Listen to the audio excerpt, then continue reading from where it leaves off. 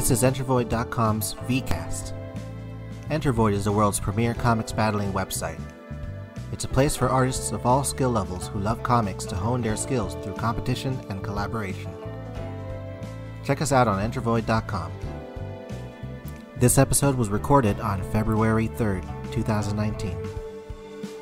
Turn the Minnesota on? Oh, jeez, please do that. I would love to talk to nobody, Minnesota. you know. Everybody will just not be annoyed by that. Freaking love it. Hello everyone, welcome to another VCast. This is your host Pyrasterran. Today I am with Astrodile. I'm stuck here. Kozispoon. Hey, people. And Shen. I've trapped Astro. Help me.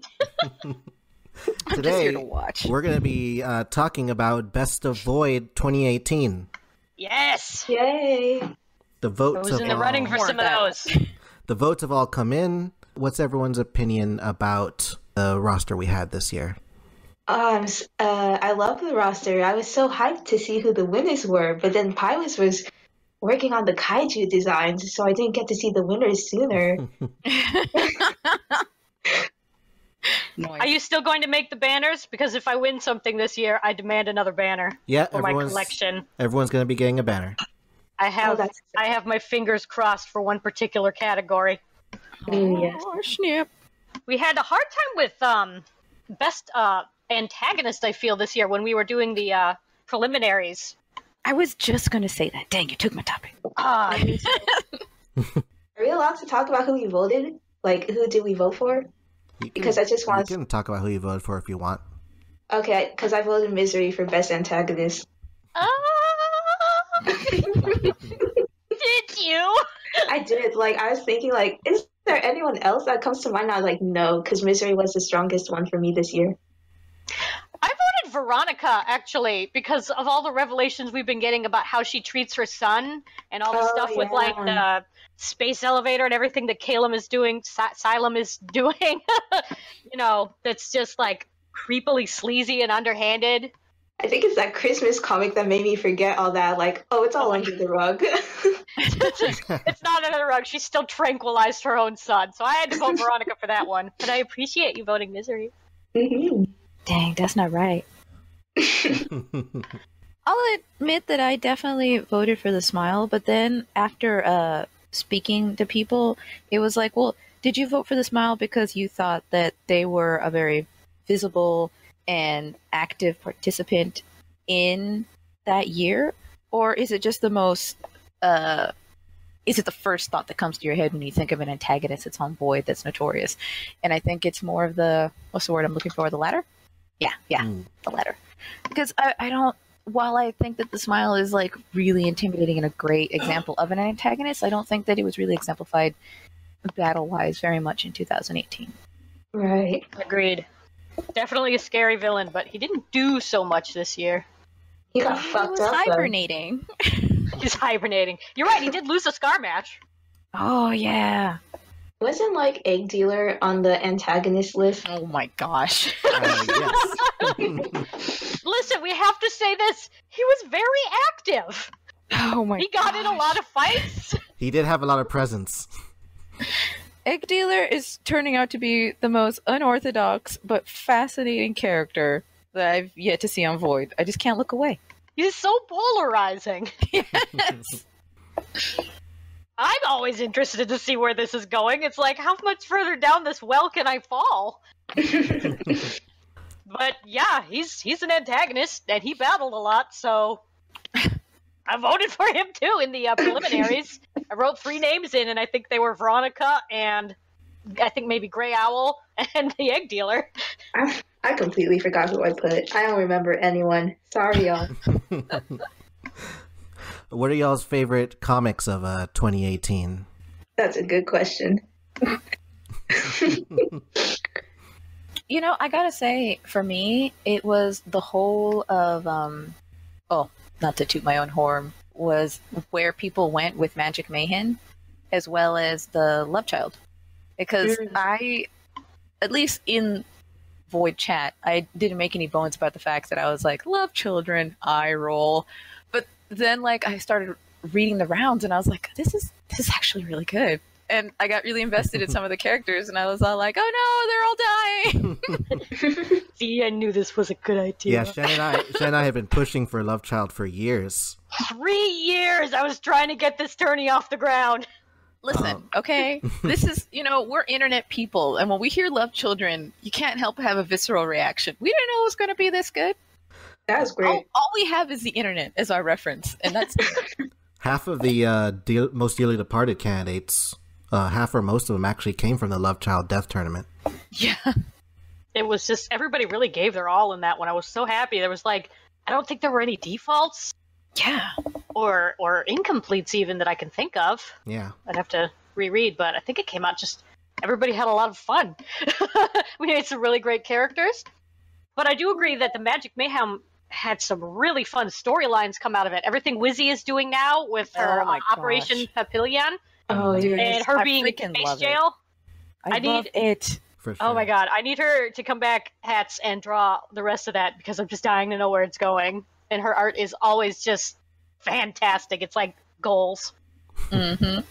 And for anyone interested in some cross-posting, there's also Voidville, in which we did a little radio show of that very comic, and it's pretty awesome. I have not started that one yet. I will have to go tune in.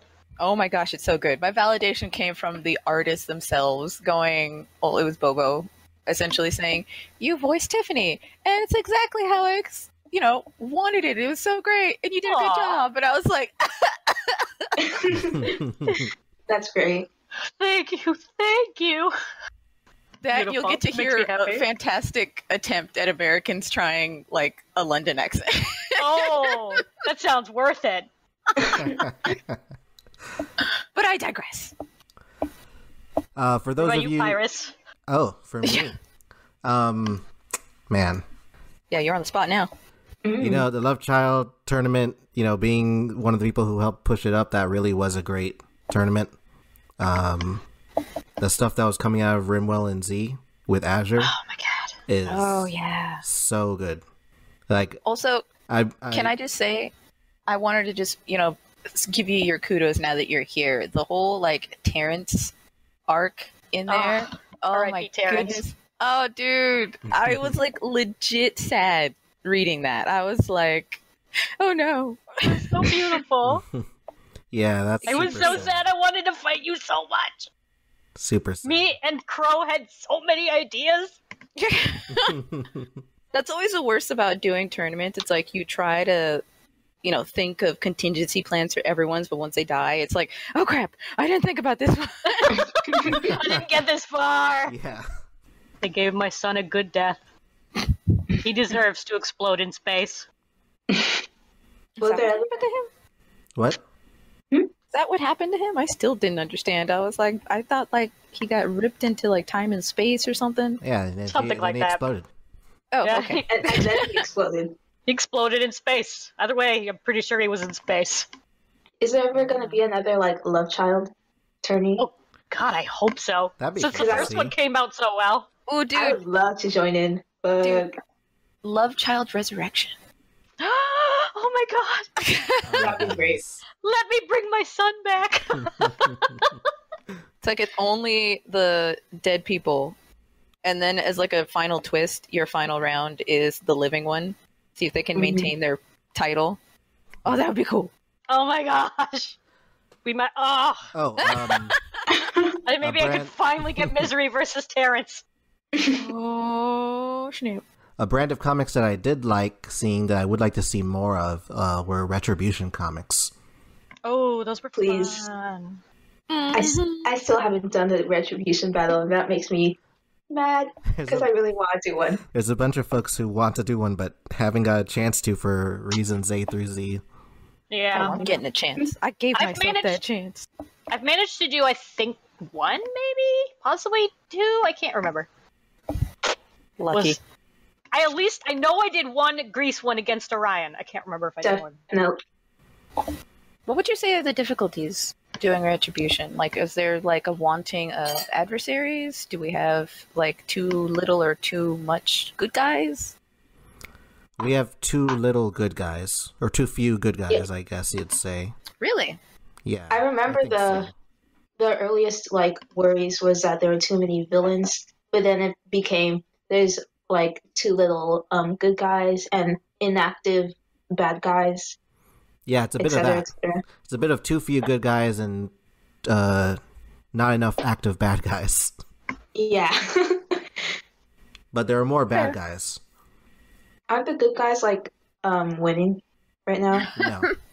No, they can't. They're they not, can't but though. it's not by much. They are losing, but only by like a fraction. Yeah. Yeah, the bad guys have always been in the lead. Would you say that some good character just needs to do a comic or two to push him forward in the rankings? Yeah. If a couple of good characters came out and won some battles, then it would be the good characters winning. Well, you guys, I'm always up for a one-day battle with my two good characters, my shitty werewolf and my shitty vampire. Oh, you're so dead. You're so on. I have a shitty werewolf and a shitty vampire. Well, I'm already in Retribution, and my good guy is still out on the lam. Who knows where she is? She'll be back when she's, I don't know. When the balloons run out of helium. There yeah, we go. I guess. I have 5 characters and 4 of them are bad guys. Dang, son. Exhibit A. They're fun. I don't get to be a bad guy in real life. Or does she? You don't know me. For those of you listening at home, we are going to be revealing the winners of Best of Void 2018 right now. Right now. Before the banners go up. I'm so hyped. Oh boy. So, here we go, starting from the top. Oh, we're starting now! Yay! Starting with Artist of 2018. Artist of the Year goes to Z. Yay! Yay! Congrats! Congratulations, Z. Congratulations! Congratulations indeed. You deserve it. She did so good in like all of Love Child, and then Gray in the Sexiest Royale was like the funniest thing I've ever read. Oh, yeah. And I think she did a Month of the Dead with her buggos. Yeah, Talbot and Scroot. Beautiful stuff. Yes, those were all good. Like, talk about feels. Like, their performance in Love Child. Like, I was feeling stuff with, like, Pyrus' side. When I read your side, I was like, oh my gosh, my heart. Our congratulations Excellent to Z. Excellent work, Z. Yay! Next up, Writer of the Year. Oh my gosh. 2018's Writer of the Year is Golden. Yay! Hey, congrats, Golden! Wonderful, wonderful work. Resurrection Tournament was so fascinating, the places that she took it. Mm-hmm. Yeah, it was really a year of a lot of Elijah and Sukri. Yeah, very much so. Was the did characters they die this year too? I can't Yeah, remember. they Was that- died They did. and Oh came my back in gosh. the same year. I didn't. Oh wow! I didn't realize. I thought a year passed. Okay, well, extra super congrats! You killed them and brought them back in 1 year. Dude, That's amazing. That is skills. That's power, definitely. Golden is super powerful. Just a little bit. Congratulations, Golden. We're moving on now to Member of the Year. Yay! Our Member of the Year for 2018 is Desi-chan. Desi! We love and Congrats! support you, and you're very cute. You're doing excellent work, and we just love how you show up and you give everybody support and love, and you're like DMing people, talking to them to make sure that they're doing okay, and you're just swell. It's definitely a well-deserved win, for sure. Definitely. Congratulations, Desi. Much love. Everyone's cheerleader. You did the thing. Keep doing the thing. Now, for Most Improved Artist of 2018, Oh, I'm excited for this one. the winner is Desi-chan again. Desi! Congrats! Dang, being a cheerleader and getting good. I know, right? You're just like kicking all the asses over here, or the Desi's butts. got 2 titles and set up the Magical Girl tourney. That's powerful. I'm That's sure really they go Yeah. hand in hand. In 2018, Daisy became self-aware. We're all gonna die. You're getting like really good at backgrounds, and you're really getting a good sense of the way that color will work for your foregrounds and backgrounds as a whole. Like, it's not just all bright all the time, but it's bright in a nice aesthetic way. Aesthetic. Congratulations Humbler again, aesthetic. Desi. Yay. Now on to most improved writer. Oh. And our most improved writer of 2018 is Hellas. Yay! Congrats! Yay! I'm not gonna lie, I think this is also super duper well deserved. Like, I have been so invested in all of their battles and the storyline that they're concocting with Akira, or Akira, however you want to pronounce it. It's just, I'm into it, and I'm so glad that you won this. Congratulations. And Hara, my space boyfriend. Oh gosh. I really feel like Hellas, when you write Akira, that's like really your element. Like Hara is one thing, and Hara is like cool, and the thing going on with Huey and Hara and their sibling conflict rivalry is really interesting. But I love Akira because this is a completely different atmosphere going on and a completely different personality that's just as engaging. Word up. Like, I'm gonna, confession time, maybe this is unprofessional, but like when I read your match against, oh gosh, I can't pronounce it. Sycolis? Syraxis? Yeah. Huh? No, it's the character name. This is the most recent one. It's the demon character. Yeah, the one. I can't pronounce the name. I'm pretty sure it's like Sycolis. It's like Soda's old. It's Soda. What? Is she still Soda? What? Yeah, we're just gonna say that you're battling against Soda. Oh right. Like my vote immediately veered your way because I was so invested in like the character interaction and the story that you were making there. Like that one panel where we see all that stuff going on and the chanting. I was like, what is this? I need to know more. I'm so excited. Yeah, it's the writing. So good. I'm doing chef fingers right now. Just congratulations, Hellas. Congratulations, Hellas. Oh yeah. Hellas. That's what this was about. A well-deserved reward. Your stuff has been great lately. Keep it up. All right, on to our best new member of 2018. Oh boy. Oof. And our best new member is Astrodile. Oh god. Oh shit. Astrodile, Now come that- up here. Yeah, now that we actually have you here, you can do Speech. Oh god, where am I? Get up here. on- You're on stage now. Oh god, okay, taps the mic. Hi. Where's the bathroom? But yeah, I guess now I get to say my speech. I just want to say I'm really glad I joined the community though. Like seriously, this place is great. I love everyone here. I love all the art. And not to mention, just in general, I think like my art has improved a lot just being in here and having to draw backgrounds. But like besides like winning the title, in general, it's nice to finally get it out there that I really appreciate the community. Aww. Yay! It's a speech for the people. So good. Congratulations, Astrodile. You deserved it. Yes, Thank you. you came in all of a sudden and you brought in like 3 great new characters and you just Gosh, you God. gave got us a new vested in the appreciation. community.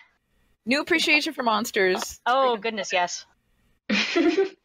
Like, we all loved monsters, and then you are, and we're like, oh, I love monsters. No, they came in and we were like, we love monsters, and they were like, you don't know what monsters are. Exactly. Oh, we got taught.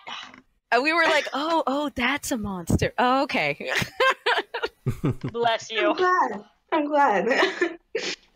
We're getting schooled. Okay, that makes all the rewards for the members. Congratulations to all of you again. Yay! Woo-hoo. We're now moving on to characters. Yay! Yay. You guys sound like puppets. And Yay! a bunch of Muppets. I'm like drinking a smoothie, so I can't say much. I'm like, yay. I'm drinking vodka. Nice. For best new character of 2018. And our best new character is Aleja and Sukri. Yes, truly. Perfect. Excellent job. They made me laugh. They made me cry. I did more crying than laughing. I'm just... They have so many emotions. They're like the best couple in point. How many new characters die and come back in the same year? I know. You Literally. like none. If you That's die and first. you come back, you deserve the title just instantly. Yeah. Full show. Congratulations, Golden. Going on to our next one, Best Antagonist. Fingers crossed. And Best Antagonist is a tie. Woo! Gasp. Best Antagonist is going to Veronica Nightingale. Yes! Okay. And the Smile.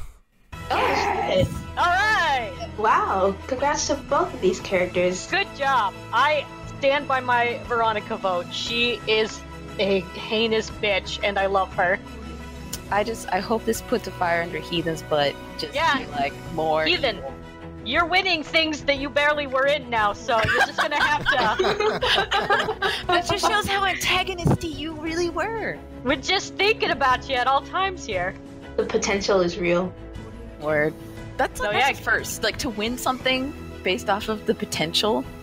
Like it's like I only did this much, but it was that impactful to people that it's like they think of me as an antagonist. That's cool.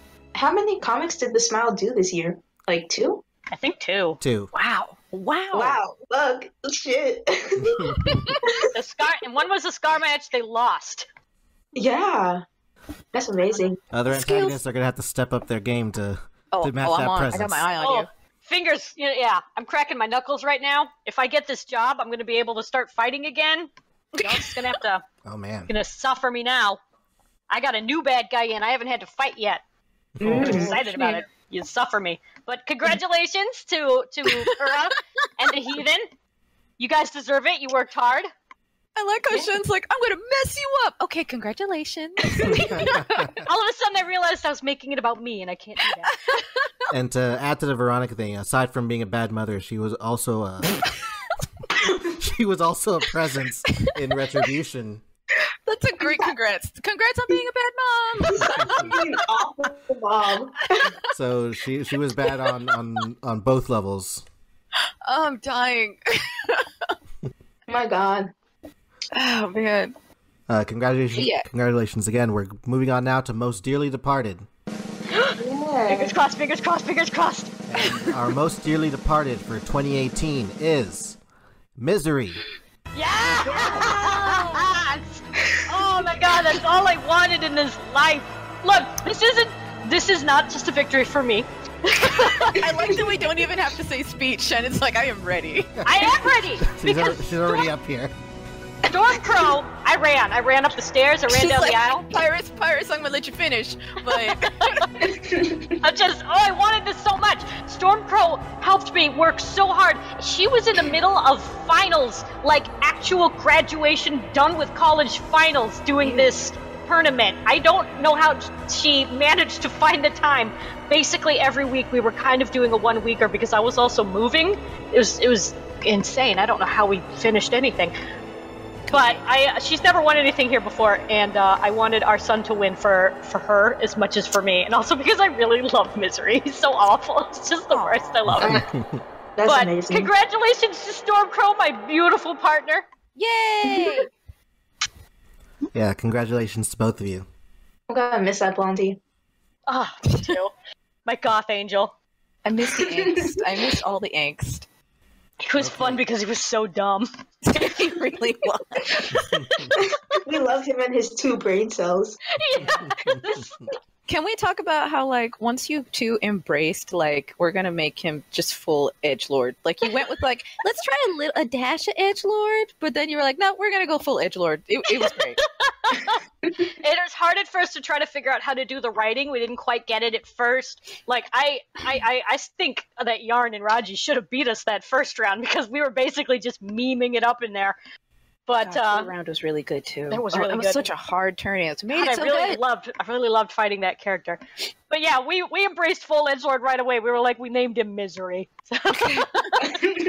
Just go with it. Moving on now to the final award for the characters. Character of the Year for 2018. Oh boy. And the winner of Character of the Year is another tie. Are you kidding Oh me? shit. Another one. This tie goes to Wizzy Bells and Alenia Sukri. Yay! Wonderful characters.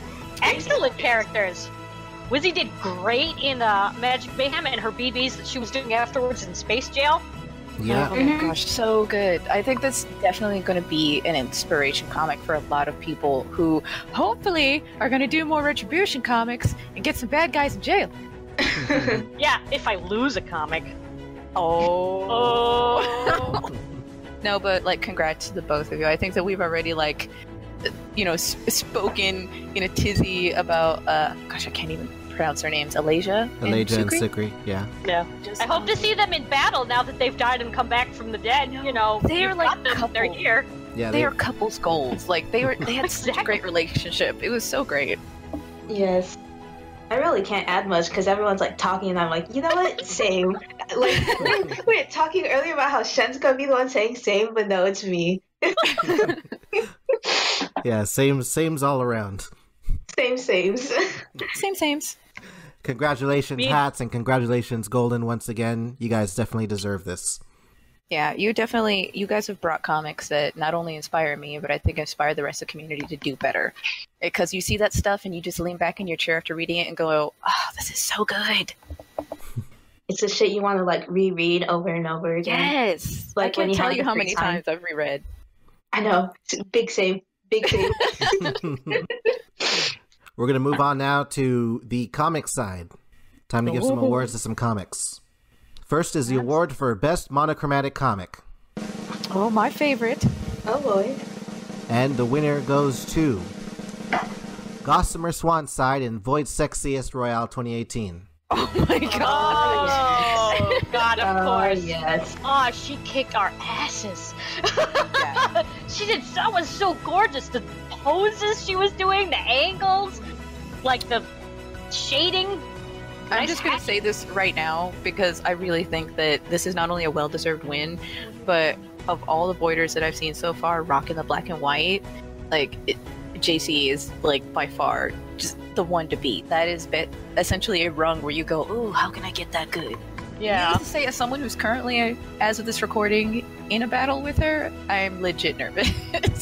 JC goes fucking hard. Cannot You should be nervous. This. She's talented. Truly. I gotta find a way to beat her. That is the pretty art, though. Oh man, I'm like not even surprised that she was my. I can't say biggest competitor because I fought 5 people. That seems mean. But she was one I was definitely worried about in that fight, and I was right to worry. Congratulations, you deserve it. That was an amazing win. It was an amazing comic, and Gossamer Swan for Sexiest of All Void, and also the Alien Grey. Congratulations, And JC. also. Moving on now to Best Full Color Comic. And the winner for Best Full Color Comic of 2018 is the Alien Grey side of Void's Sexiest Royale 2018. Yes! Oh my gosh. That's too perfect. That's too perfect. Really good. I think Sexy Royale was such a good idea. yeah, it really was. We need more stupid tournaments like that. I say that with so much love. It was rough, but the ones that turned in really, really hit it out of the park. Yeah. Oh my gosh, though. Grey and Swan both. Good job, you guys. Yeah, Grey's comic was so funny. I just lost my absolute shit. Yeah, it's definitely hilarious. Biggest props to these two. Yeah, mad props. Congratulations, you guys. That was all just phenomenal work. Congratulations again. This is officially the Void's Sexiest award show. Here's your crown. Here they are. Mr. Void. I don't know how to make that a song. Now on to the Best Beyond Battle comic of 2018. There we go. And the winner is Wizzy Bells and Operation Papillon Part 1. Oh, Yeah. Yes. yes, deserved. Yes. Deserved. I really think that not only was that a great tournament, but that comic just brought it to another level. So good. And I love seeing that effort put into a Beyond battle. That is I love this character, I love this story, I'm gonna put everything in it type of thing that you put on Void, so super congrats. I love the style, I love the inking, I love the colors and that texture she was doing on the blacks that was experimental. Yes! It looks really cool. Can we talk about the cameras, though? Like, the personification The cameras things? were great. Oh my gosh! Everything she does to great. Everything Go she ahead. does to fill the backgrounds is just like so creative. Yeah, it's just so good. beautiful stuff all over that comic. From beginning We wait to with end. bated breath for more. Yes, Oh, we yes. we hope that we can get some more hats. We love you. We implore you. Please, please. Congratulations, hats. We're so thirsty, hats. Now to the next one. Best one-shot comic. Oh. Ooh. And this is like artist battle sort of thing, yeah? Yeah, these are all artist battles and things that don't involve Void characters. We need more artist battles, by the way. Yeah, that should happen more. We had some really good ones in 2018. Wait. We had the whole oh my god, what was short and sweet. Yeah. I was about to call it black and blue. I was like, wait, wasn't that? That was a different year. I It was do black wanna and white. Before we find out the winner, let's give some props to like Astrodile for like, I don't know, I don't want to say like being the brain, but really spearheading the artist battle stuff, because that seems to be a real passion of theirs. Yeah. So, So- golf clap to Astrodile. Golf clap to my space husband. Yes. Clap to Sean. Took Astro, so I can't say the Astro part. Sorry, Sean. I'm sure he's fine with it. And our winner for Best One-Shot Comic of 2018 is... Yarn Witch's side in the Short and Sweet Royale. Oh, deserved. She's Yes. so good. Yeah, This- their stuff has been That win, yeah, that win was deserved when she's like, oh my god, everybody did their whole thing in a day. Everybody was like, oh yeah, crap, I'm in this. So like, 4 people, including me, did their entire comic in one day, and she still managed to do like the traditional watercolor, like this whole existential story, and it just blew us all out of the park. Can I just Truly. say, I'm so glad that they have really just been the poster child for traditional comics, because every time they post something, I'm just like, oh, this is such a breath of fresh air. Not to say Yeah. that the digital stuff is bad, but I just love seeing that variety in the community. Yeah, Just seeing it is people really going like, you know what, I'm gonna go that extra mile. It's gonna be all OG. That spice is nice.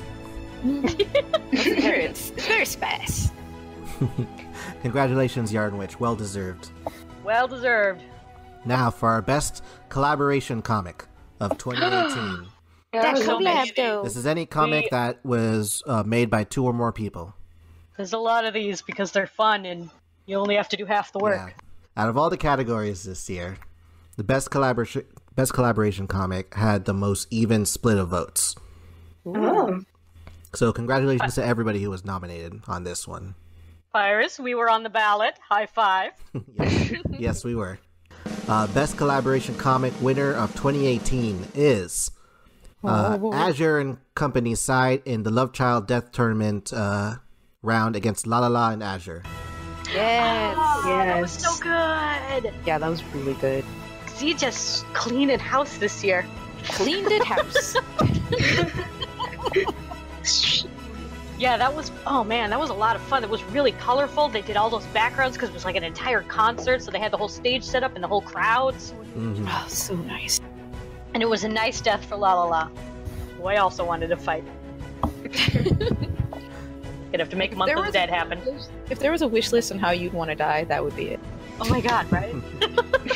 You kill me, can it be like that? Thanks. Like just on stage in front of adoring fans, sacrificing myself to save the universe. There you go.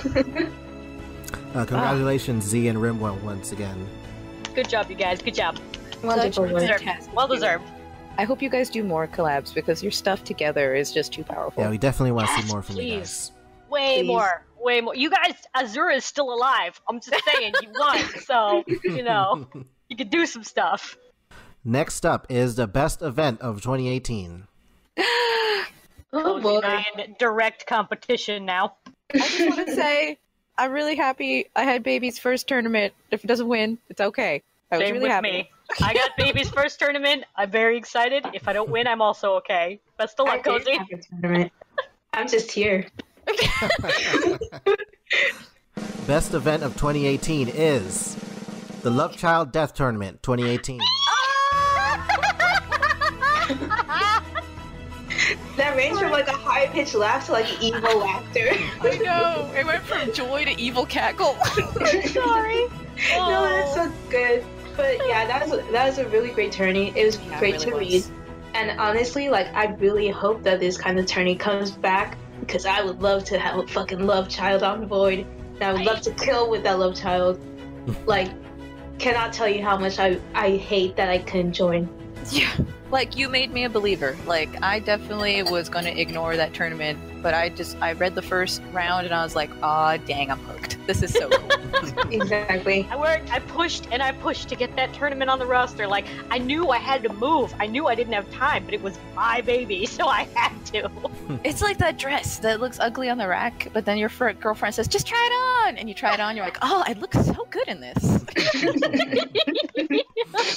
I hope we get to have more of these in the future because it came out so well. Everybody who wasn't in it was like, oh man, I want to do one of those. I know. Oh my gosh.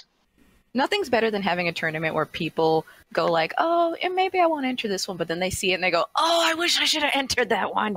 I know. I really, for the record, wanted to enter Magic Mayhem. I was too busy. I think I had to move again. I don't know. There was a lot of moving in that time. But giving Desi control of my character for that was like the best decision ever because even though she lost, she did an amazing job and I still got to kind of participate. So, Oh, yeah. But bless you for that tourney too.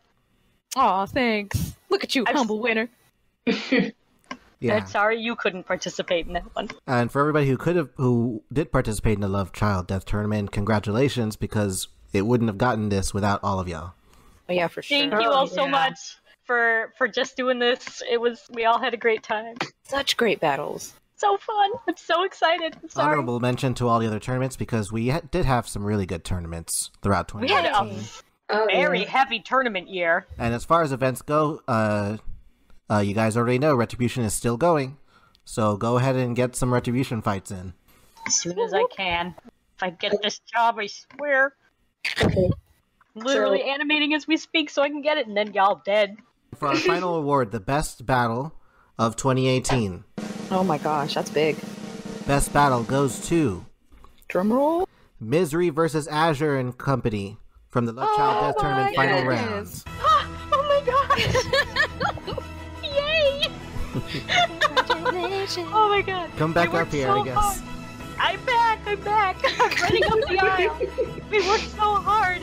Like, we had it took us 3 rounds to get our feet with Misery there, because we had kind of been, like, memeing our way around the tournament up till that point, but for that we went a little bit more partial comedy, partial dramatic. It was really hard, because we had to kill 4 characters. But I appreciate you. Best battle. I haven't won this before. I have won this, like, 3 times. Dude, it was really cool. It was cool to see the character and the comic as a whole just develop over the course of the rounds. And it's no mean feat that not only were you guys trying to find your feet, but in doing so, we're still producing good comics that were winning rounds. That is a testament to not only your guys' collaboration, but your talent. That it's like, yeah, we're still figuring this out, but us figuring things out is still good enough to win. That's amazing. Thank you. It was a lot of fun. I really enjoyed Misery, and I miss him. It was a worthy death, but I miss him. Congratulations, you guys. And Thank you. congratulations to everyone again who has won for 2018. Yay! Congrats, everybody! Yeah, for sure. I can't wait until you make these banners so I can proudly display how Misery is dead, but he won stuff. His death was meaningful.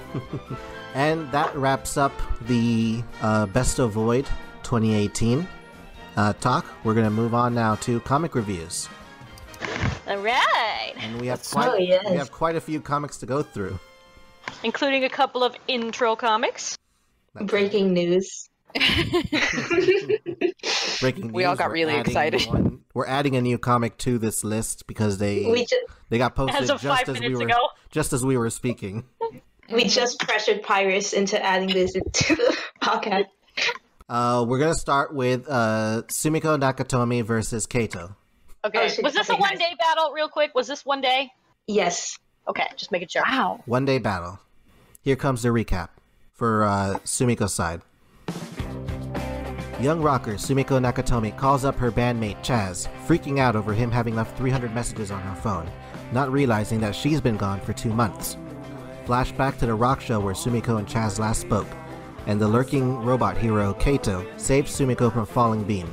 Chaz comes on the scene after the fact and gets the wrong idea of what's going on between Keito and Sumiko. Sumiko tells him off and leaves, asserting that she won't follow her spider people's traditions of preying on men that are attracted to them.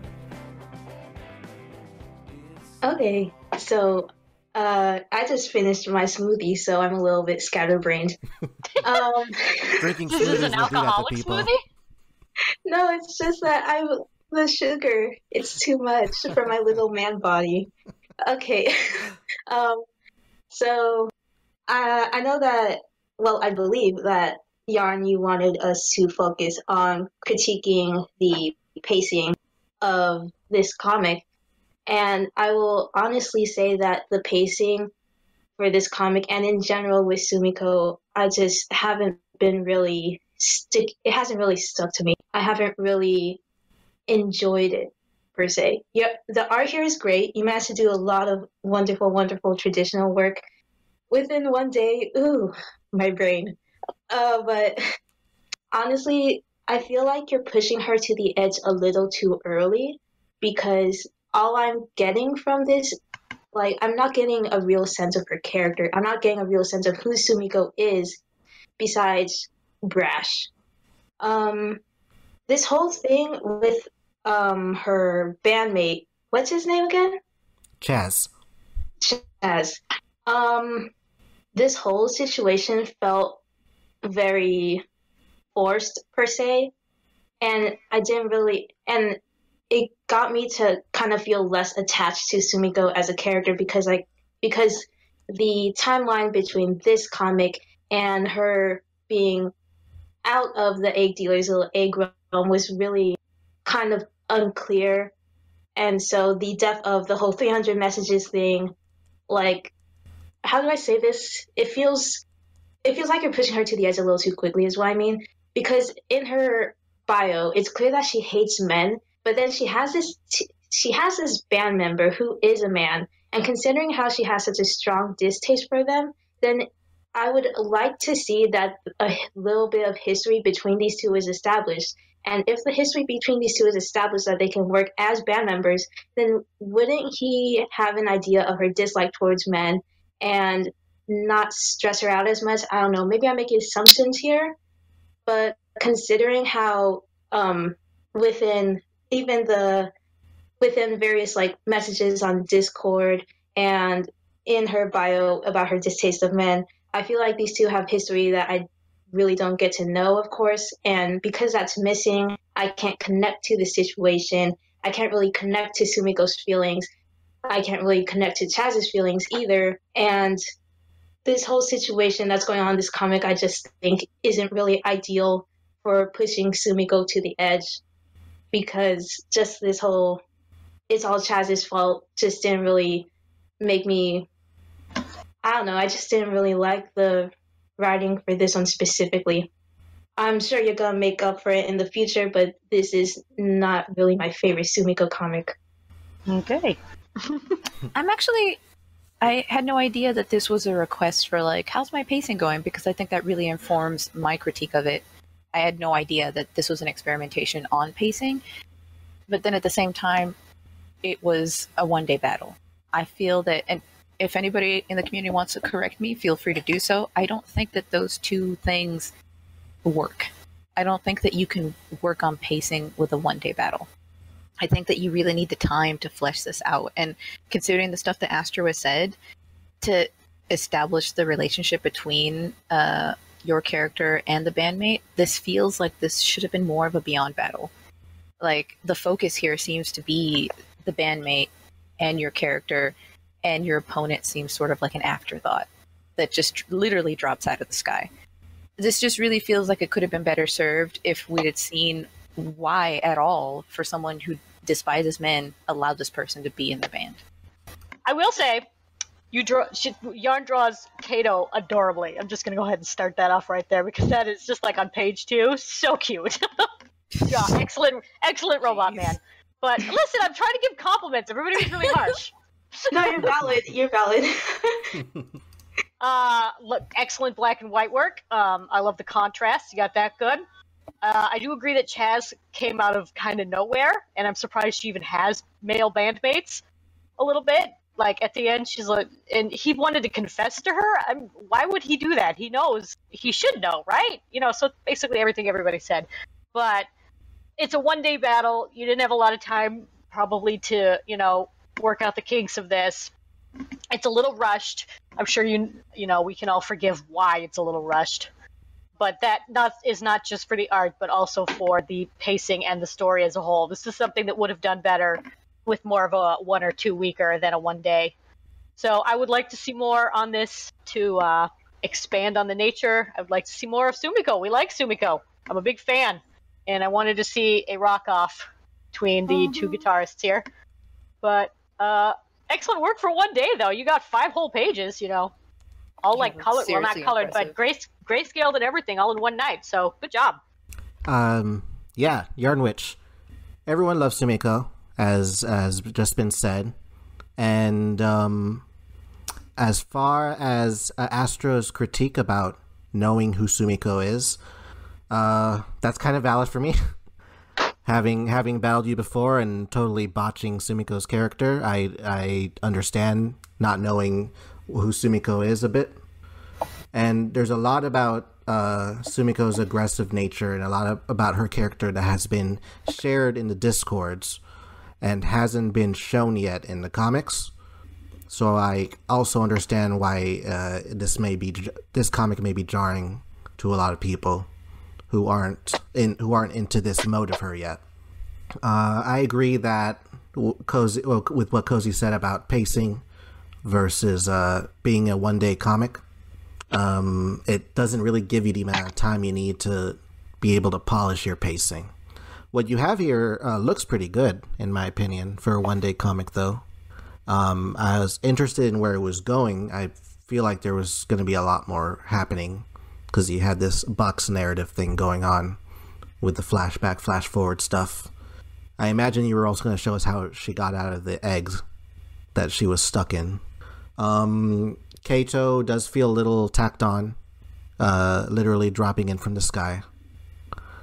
It's, would like to see a better Sumiko comic in the future. I hope that the things that everyone here has said will help you with making a better Sumiko comic going forward.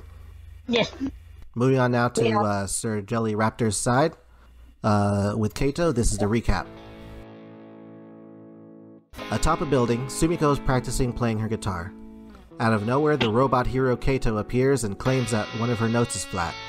Sumiko questions what Keito knows about music, at which point Keito summons his own guitar and challenges Sumiko to a guitar version of Russian Roulette. So, Jelly, this is your second battle. I know that you've been busy, but props to you for doing as much as you could with this 1 day battle. Me, I love Keito, so I'm really hoping to see more of him in the future because he's a really light-hearted character that is definitely refreshing to see on Void, especially because we don't have enough robots, and a robot like him is certainly unique.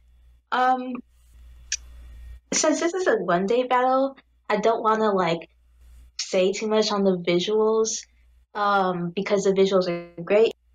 There's a lack of backgrounds by page 2, pretty much everything's zoomed in, but I can't really blame you because it's such a short deadline and it's been so long since you've done any comic work. But in terms of writing, I believe Heathen said it, where it's this comic was getting really interesting, and it feels like you stopped right in the middle of the story per se, and I really, really, really agree, because when Kaito's Russian roulette, it's like that. I'm like, ooh, yes, I want to see this battle, and it's like, oh, that's it. Oh no, but my battle of the guitars. But basically, I thought this was a pretty good comic. It's nice to see Kaito not fighting kaijus and stuff, just being himself and interacting with someone. And I wish there could have been more to this comic because I was interested in seeing like more of Kaito's character. But overall, this is like good for a one-day battle. Like props to you for doing this, and hopefully you can see more of him in the future. Alrighty. So let's see. I think both of these battles, at least for me, have made me kind of, I don't know what the word is, maybe antsy my pantsy about the whole one-day battles thing, because people come in with these really promising concepts, but there simply isn't enough time to flesh them out, and we're left with really great potential intros to stories like this side of the battle with Keito. You have some visually stunning scenes, especially your establishing shot and the last page with the angle of the guitar just like really in the viewer's face when he reveals it. It would have been so easy for you to just give a static shot of him holding the guitar, but you took the time out to make it dynamic, and I personally appreciate that because that just makes it more visually appealing. But you put so much time and care on a one-day battle on the setup, and we didn't really get to see the meat or the climax of the story, and I think that's, at least for me, kind of a letdown. And it's like, oh, you set us up for something so exciting, but we never get to see the payoff of it. I am always happy to see more Keito. I wish that you had time to battle way more often, Jelly. I appreciate that a one-day battle is not easy, to do, so everything's going to be messy and sketchy, and so I'm not going to complain about that because I'm able to read it, everything. I'll read it well enough, except your handwriting in some places is not. So I would have maybe considered adding at least some text balloons for that in a font that is a little more legible, for me personally. Not that your handwriting's that bad. Anyways, everybody basically covered it all. I would have loved to see a little bit more of this. I wish it was something you had decided to do in a slightly longer battle, and because a one-day battle seems like something you should do with a really short idea, not something that's going to end with a rock-off that we don't get to see. But other than that, you have a great style. You managed to get a lot of really great expressions and gestures in one day, so kudos to that. And I would just love to see more of Keito and all of the other characters you're working on. So, yeah. Good job. You did your best. Jelly Raptor. I'll say this to all artists on the Void who want to do one-day battles, agreeing with what Cozy and Shen are saying. If you want to do a one-day battle, try to avoid a story that's going to take too many pages, because you just won't you won't get the chance to complete your story. What everyone said about the nature of that is the same for me. I agree with Shen that the handwriting didn't help me read it. I had a little trouble reading it here and there. Probably should have just stuck to a font that you like to put in there. Because it's not quite complete, there's not much more I can say about it. Just hope that you could do better with your time management for the next time you do a battle. I just want to say that, okay, because I feel like I was being a real hard on Sumiko's side. I just want to say that Sumiko. Well, you guys, yes, You got this. Sumiko is a very, very promising character. And I know that, like, others have said that, everyone likes her, and definitely everyone likes her. I just want to say that I see a lot of, like, plenty of promise with her connections and her personality and her abilities as a shapeshifter. And I'm, regardless of my opinions for this one-day battle, I'm really hoping to see what you will do with her in the future. Congratulations to Jelly Raptor and Yarn Witch for what you were able to submit, and we can't wait to see more from both of you. Agreed. Moving on now to Dauber Pauper versus Dr. Fabulous. Alright, here comes the recap for Dauber Pauper's side. The snowman conman Dauber Pauper has found his next mark, Dr. Fabulous, who's having a stroll with his companion Morty. Dauber suggests that Fabulous's feather boa is out of fashion, an effort to take the boa for himself to pawn. Fabulous realizes that Dauber is a perfect plump size to model for his burgeoning fashion line, pulling out a box of clothes for the Pauper to try out.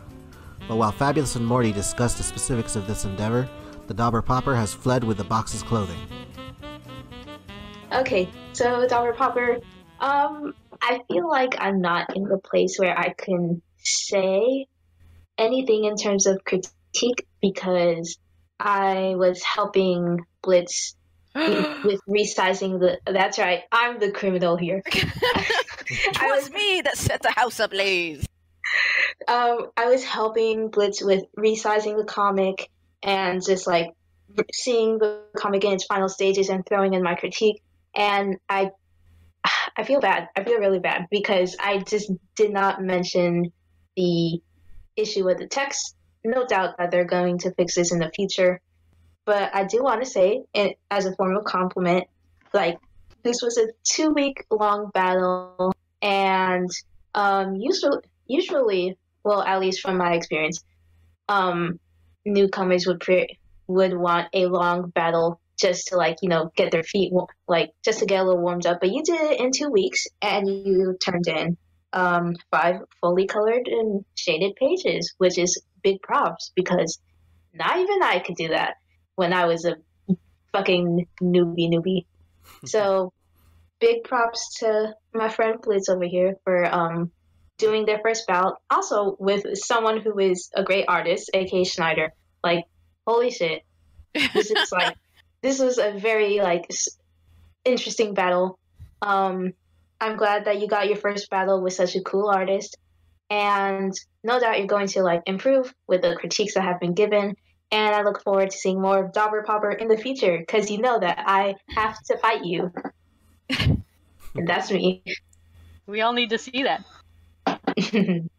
But yeah, congratulations on your first win, for sure. Like, it. Not only did you come in guns a-blazing, but you were like, yeah, one of the veterans and kind of a heavyweight in the community, yeah, I'll fight them. It just is a testament to, I don't want to say, well, maybe it's bravery, maybe it's ignorance, maybe it's 50-50, but you turned in a really cool comic, and I super dug it. I'm so glad that recap was there, because in all honesty, Astro already covered it, but I could not read your side. So on the second read through, as I mentioned in my critique, that I just tried to go with what was visually depicted, but even that left things a bit ambiguous, and I just really wish I'd known what was going on from the onset. Like, I think I mentioned in my critique that, you know, you see them interacting, and then you suddenly see a trunk come out of nowhere, and there's no establishing shot to indicate that that had been there, or somebody pulled it out of hammer space. And I say that because your character really gives off a toony kind of wacky vibe, which I find really appealing. And I find it kind of pleasantly unorthodox that you have a snowman character in the, you know, beginning of the year, just coming into Void going, screw Christmas, I'm here for keeps. I think that's neat. So I am very curious to see where you're going to go with this character, because a lot of people would look at this and go, well, this Voider is only really good during the holiday season, but you're already going into battles, and I hope you do more, and I'm very intrigued to see where you go with this. So, Dauber is an incredibly fun character right off the bat. He gives off a lot of, like, really toony vibes, like Cozy said, that I would love to see a lot more of. I love this idea that she's just a snowman and he's playing off the I might melt, oh no, I'm gonna die, and then he's not. You have an incredible style for caricature, the way that you draw Lordy and Dr. Fabulous and Dauber separate from each other. I'm having a really hard time reading the text, as people have mentioned. That's okay. It's your first battle. That's something we'll get through. Yeah, good job fighting, and I hope to see you more. I'm sorry, I don't have a lot. Yeah, Blitz. Great first battle. It's tough for new folks to have a good first fight, and this was a really good first fight. Even with the weird situation going on with the text, and trust me, that took me a while to decipher to make this recap. I had to go archaeologist mode. CSI. In fact, there's a couple of word bubbles that I still don't know what they say. So there may be something that I missed in the recap. But I'm sure that'll be fixed in the next comic. Blitz, I noticed that you're still playing around with the hatching thing you're trying to do. Even though it was a little much in your intro comic, I kind of liked it more in the intro comic. Here it feels a little more haphazard. I'm sure you'll figure out how to work that kind of hatching in to something you like more. Look, I know I said we gotta fight, but I can't say it enough. I haven't submitted my character yet, but man, Blitz, once he's in, I'm gonna beat the shit out of you. So you better watch out. You better watch out. I'm on Dauber Poppers on my fucking sites. Okay, that's all. I just want to reiterate a congratulations on doing your first battle. I think that's the hardest thing for any new person to do. You go through all this work working on your intro comic, you finally get in, and it's like, oh man, now I got to work to find somebody to battle. So congrats on not only finding just a worthy opponent, but putting out a really good comic. And I can only expect it to go higher from here.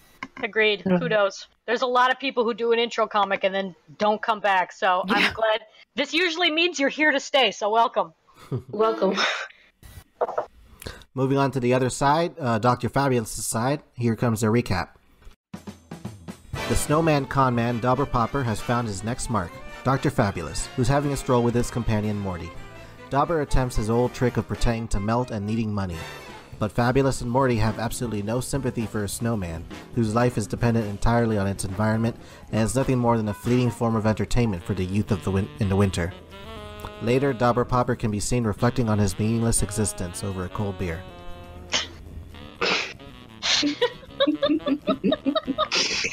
Oh my god. Okay, so, Schneider.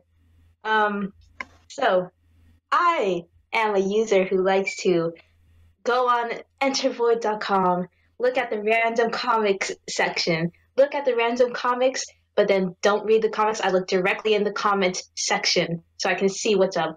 And from what I know, this isn't your first rodeo taking like 2 comic battles at the same time. And clearly, like, you've made strides in handling how you do 2 comic battles in the same like time width, because this comic, clearly it wasn't your focus, but you did great. This lineless style, I think it really suits fighting against Dauber, and the facial expressions you did were great. Overall, great stuff. Please come back. I want to see more of your work. In terms of critique, first panel is the exact same panel from the first panel of your battle inputting Washington.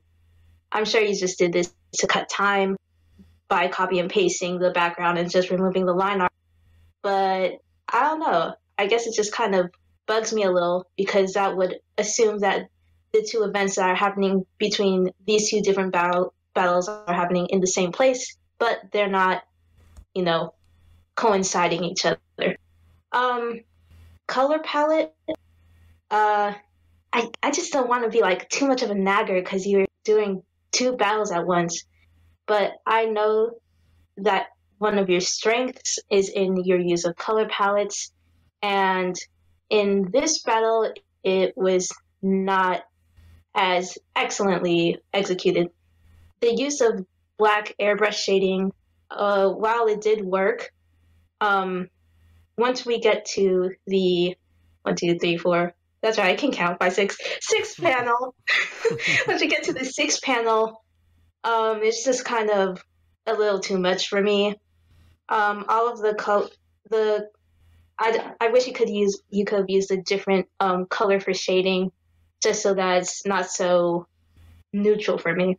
A lot of the backgrounds in this scene itself are pretty neutral, which isn't that bad. It can work, but I guess it just didn't work for me. The backgrounds just start to disappear. It's kind of hard to rag about this comic because it is well done, but also I do feel like he could have done better in terms of background work if you just kind of like did not take 2 battles at once. But I mean, props to you for doing it and fighting a newcomer. I love the writing going on in this comic. I don't really know if I have anything really viable to say, and I think that's just about it for me. Alrighty. It's funny you should say that because I sort of noticed it, but I didn't really know how to articulate it until I heard your critique. I got the impression that Raffle Q was trying to I'm sorry, what does he name himself on the site now? Schneider? EW Schneider. See, everyone calls him. Too. He's Everyone Raffle says Q to Waffle me. Q, and then Yeah. I'm the only one who says Schneider, and I'm like, should I? No, should I if say that's what's Waffle? listed on the site, let's stick with it. Schneider. Okay. So I didn't realize it until you mentioned it, but I was under the impression that both the establishing shots were just indicating that these events were happening at the same time and in the same environment, because I don't want to skip ahead, but if you look at Cassidy Madsen, you see Fabulous and Morty in there going about their day before they encounter Dauber, which I thought was kind of really cool link in to show how small Void City is, which I thought was kind of neat. But I do agree with you that the backgrounds past the establishing shot do get kind of simplified. And while I could say, well, that's just a product of the style that he used, I know this Voider. I know the quality of work that they're able to produce. And, you know, like I've said before with my battles, you set a rung for yourself when you consistently produce good stuff, that it's noticeable when you deviate from that quality. And I think that's reflected in here. That said, I don't think that your writing or humor suffers in that respect. I think that this was really funny, and I did not expect the snowman to go through an existential crisis of what is my life about by the last panel. I thought that was really neat. I love the detail that you put in the character at the last in the last spot. And I think the bleed out of like having to scroll to the very bottom kind of helps us like reflect that despair of like, oh, that poor guy. That, and I love the fact that you made his nose an eggplant, because in the intro comic I asked if that's what it was, and I really hoped it was. And that's all I got. Well, I don't know what I could say that hasn't been said.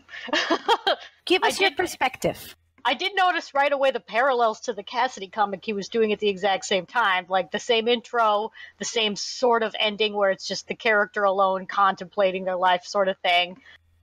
It's practically the same number of panels and practically the same panel layout. So you were kind of time saving there. I do applaud the fact that you were able to take two comic battles at the same time and finish them both in full color. So bravo. This one, I think, suffers compared to the Cassidy one a little bit. It's not incomplete. It's definitely complete, but I don't feel it's quite as good. But that's only art-wise. Writing-wise, it's definitely still hilarious. The expression on the last panel of him with the drink in his hand, like, slayed me when I saw it. I think everybody's basically already said the same stuff. I feel like I'll have more to say about the second one, because it seems like you tried more on that one compared to this one. But I do appreciate how you are always willing to fight the new kid. I have seen you fight the new kid like over and over again. So thank you for being an initiator and a welcome wagon. Raffle Q. I'm gonna call you Raffle Q. That's how I know you. It's how I'd have, yeah. So the art, yeah, as you heard from everybody, isn't as great as the other comic you did at the exact same time. I think lineless was a good idea. I just don't think the Gaussian blur-ish fading of the shading was a good idea. Maybe you didn't have enough time to do it, I assume, because I'm pretty sure you could have really knocked that part out of the park. The writing, you knocked out of the park. It's one of the funniest comics I've read from you, and that's all. That's my only issue with it, really. Just the lower bar with the quality of the art. Everything else, I love about it.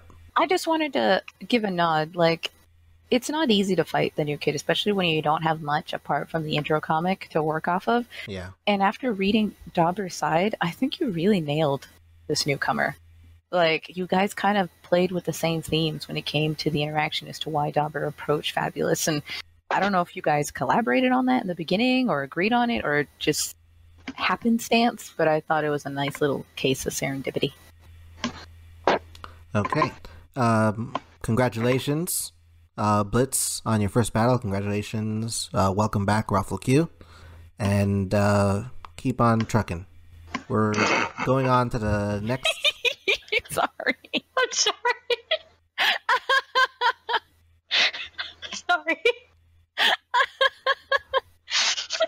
All right, thanks everyone. I'll be here all week. We're good. We're cool. Okay.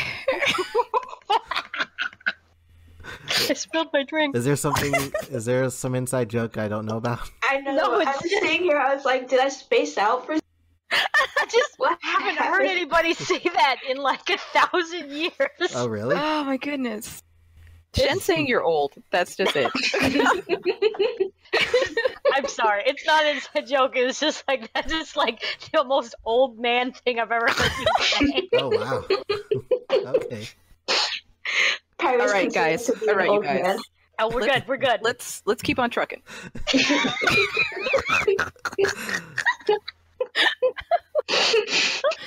Oh god. I guess this is my new catchphrase. Now that I get it, my cheeks hurt. Please keep that in. Oh gosh. All right, moving on to Cassidy Madsen versus Puddin' Washington. The second comic that Raffle Q was in, alongside MRPR. Here comes a recap for Cassidy Madsen's side. Mad scientist and criminal mastermind Cassidy Madsen is sick and tired of waiting for the street sign in front of her to change lights. Her assistant robot hacks the traffic lights, and the ensuing car accident allows Cassidy to finally cross the street. However, her trek is cut short by the arrival of hero-in-training Puddin' Washington. Caught unprepared, Cassidy elects to run away, specifically via flying mech. But Pudding catches up to her, and in her panic she crashes into a dirty alleyway. Fortunately for her, Pudding is forced to cut the confrontation short, and flies off to avoid being late to school. Cassidy expresses relief as she surveys her surroundings, for which she seems to have crash-landed inside the old docks. Okay. Oh, baby. No clouds in the sky. No sun in the sky. No, the roads are green. And there's no windows on the buildings. I just want, like, I know that we've said time and time again to you, Mr. PR, to just add a little more oomph to the backgrounds. And, how do I say this? I just, a little more oomph. A little more oomph. Like I feel like I feel like I could just keep saying this, but I just every time I look at the backgrounds, I'm just like a little more oomph. Like this is a 50th time that I've said it. Like but I don't want to say this harshly. I just mean that you have this cartoony style, and I know that people can excuse the fact that these backgrounds are simple because of your cartoony style. But what I think is that with this cartoony style of yours, that you have potential to really add your own personality, your own touch to these backgrounds, like you do with your characters and with your writing. Because, you know, it's Void City. You can really do whatever you want with the aesthetics of the backgrounds, of your characters, of how the other characters look, of the setting, the environment, the universe is taking in. And I really feel like you have this potential to do it. You literally have this character who sees as though everyone is either a superhero or a supervillain, and has these very wildly, like, wacky views on how they even look like just like in the last podcast, I believe, where we were, when we were last critiquing your previous battle about Cassidy's views and perspectives on how all of the villains look. I really do feel like you could add that oomph of Cassidy's personality and her own brazenness as a child within Void City to these backgrounds. Like, you could really have your own special touch with these backgrounds, but like time and time again, it's missing. It's not there. A lot of the color schemes that you use with these backgrounds, by the way, are also monotone. Like, they feel dull in aspect to the bright color schemes of Cassidy, of her robot that she's in, of her robot servant, and even like Pudding Washington, he's just like olive and brown, and he feels a little dull too. I just feel like you have this ability, like you have this like little untouched thing in your comics, where if you just like kind of spice it up, like try to get out of your comfort zone with color scheme, with palettes, and with backgrounds. Like you get like how you try to be as zany as you can with the characters' actions and their faces. If you just kind of like step out of your comfort zone a little, then these comics would improve by huge margin for, at least for me. And I wouldn't be sitting here saying with every comic that you do and with every comic that of yours that I read that I have to critique to add more to the backgrounds. Like, I don't want to like punch you in the face and be like, add more to the fucking backgrounds. But I'm just like, you have heart. You have heart somewhere. I'm just not seeing it within these comics. I'm not seeing the passion that I would expect from you, who has several characters in here and has done several battles with several artists already. Like, I feel like you could do a lot more, and I'm waiting for when you do more. In terms of characters and not just backgrounds, I also want to add in that your zany style, you could do a lot of zany angles, a lot of like zany perspectives. You could play on perspectives and angles with your cartoony style that is like allowing you to draw their faces more loosely. But once we get to page 3, this is perhaps already the second time within the comic itself that you are only drawing one half of a character, be it their head or their entire body, and then you copy and paste, and then you flip it, and then you just move it a little bit, and that's it. It's very static, and I don't want to say it's disappointing. I just feel like overall you have a lot of untapped potential that is not being used within your comic battles in general as of late. So I'm hoping that in the future you'll experiment more and just do a little more with yourself and with your art style in terms of comic production. And that's from me. Alrighty. So, let's see. Okay, MRPR. I just want to say that when it comes to critique and when it comes to hearing the exact same thing in every battle that you, I wouldn't be disheartened. I would really take that as something that you should take to heart and go, why do I keep hearing this? Why do I keep getting this? Why is this the only thing that I seem to be hearing when it comes to any comic I submit?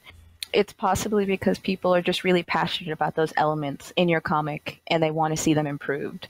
Don't view this as, oh, they're all bashing on me because they hate me. The fact that people are talking about your comic shows that they're invested in the character. They care about your artistic journey and they want to see you get better because they see that potential in you. Or they see that potential in the character. And they want to see more of her. Like, I personally really love Cassidy. I'm very confused that you go through these jumps of quality where, like, comparatively, especially in this comic, you draw Pudding Washington entirely on model. You draw him exactly as Schneider would. And you don't give him your personal touch, and he doesn't seem to be in the same style that you draw Cassidy. Like, why isn't he also cartooning? Why isn't he exaggerating faces or going nuts the way you do on pages?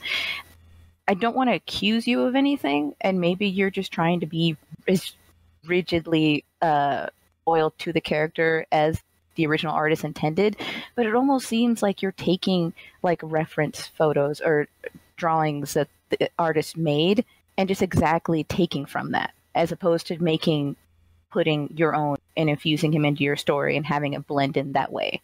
It makes him really stand out in a way where I'm like, why does this look so different? Why does it looks like you had Schneider draw these for your comic, and then you tacked on the backgrounds, the environment, and your character, which looks just leagues different. That's the part that confuses me. And I wish that if, in the opposite, I guess, argument, if you made Pudding Washington look so regular and normal, why didn't you make Cassidy look normal? Because the way you draw her now in this battle looks really crude. And it looks like, and I don't mean this to be rude, like you can't draw your character, because there are elements of her anatomy and her facial structure that seem so simplistic. And I've seen you draw her, and I've seen you draw other people's characters and elements where you have a grasp of those things. You have a grasp of anatomy. You have a grasp of just skeletal and humanoid structures that I'm wondering why this is so for you. I'm not sure as to your process or how you do comics, but I'd be very curious to see how you start and you end at this result. Cassidy is my favorite character of yours. She's got the most interesting stories and the most interesting connections to other people compared to some of your other characters who all kind of have certain things in common. But I think what you should try to do personally is work in a different color palette, like a limited color palette, just to see what that does to your artwork, because everything is very local colors. It's very red is red and blue is blue and green is green. And I'd like to see you try and do something in like maybe sunset colors or at night or something, so that you can't just keep everything very the same. I think that you can do better. Your artwork has been improving, but the colors have not really been improving. So I think that's something that you can get better at. Backgrounds, at least there are backgrounds, so bonus on that. I've seen worse. But I would like to see more to it, like windows and stoplights and garbage cans and stuff like that. The only reason I knew this was old docks is because I see Kurt's logo at the end of the page. You didn't actually draw any docks. You could have drawn the water or docks. But so my biggest recommendation is to try something in like a limited palette, something all purple, something all blues, just to see what it does to your artwork. But I also hope that you keep doing more Cassidy comics, because she's a riot to me, and she's just, I think your best writing comes from Cassidy comics. So kudos on that, because I look forward to see what happens here on the old docks. MRPR. The way I see it, given what everyone's saying, and the way I'm experiencing it myself as I read your comics and as I've been reviewing your comics in depth throughout this season of VCast, it feels like you've gotten to a point where you're plateauing right now. You've gotten to a point right now where a lot of your comics are starting to look the same. They have their ups and downs with quality, and though the writing can be good, and in this case, this was a fun comic. I really enjoyed the writing of it. Art-wise, it seems like you're stuck. Like Astro said, there's a lot more that you could still be doing with the backgrounds. Like Cozy said, there's more that you could be doing with the modeling of your characters and with the characters that you face. It feels like you need something to really get off this. It's like the cart that you're in is sort of stuck on a bump or a hill or something. You need something to get yourself off this hump and move on with your artistic progression. I would recommend to ask your fellow voiders around you to help you out more when you're working on these comics. And if you ever want to try doing a boot camp, I think you might have done one in the past. I'm not sure, but if you ever want to do a boot camp, I'm always available for that. And there's going to be a boot camp round robin special event happening later this year. I encourage you to sign up for it. You're promoting things, I see. This was your plan all along. My master plan. I just on iTunes. I also want to throw in something for advice. Backgrounds are like a pain in the ass, Mr. VR. Like, I know that, I feel that, and doing cities is perhaps like my worst. Like, personally, I hate doing cities. I know they're just a bunch of rectangles with windows. Mood. But but I live in what is low key ghettos. I'm not a city gal, so I don't really know how those work. I really recommend, like, besides just going on Google Maps and searching up references, because I can't do that sometimes. I can't push myself to do that. I really recommend to just grab what you can from your own memory and to spice it up. Like, hella fucking add whatever you can. I don't care what you add in as spice, but just fucking do it. Because anything that is more than just these, like, dull gray squares is going to be more than what I am seeing out of you right now. You're making a game right now, so environment design is one of the key. It's a key in making an excellent game design. So I hope you keep this importance of environmental design in mind when you're doing this with your comics, because I have a lot of hope for you, and I'm still gonna hold that hope for you. But as long as you keep stagnating like this, and I have to keep repeating myself in each podcast that you can do better than what you're doing right now. Keep on trucking, MRPR.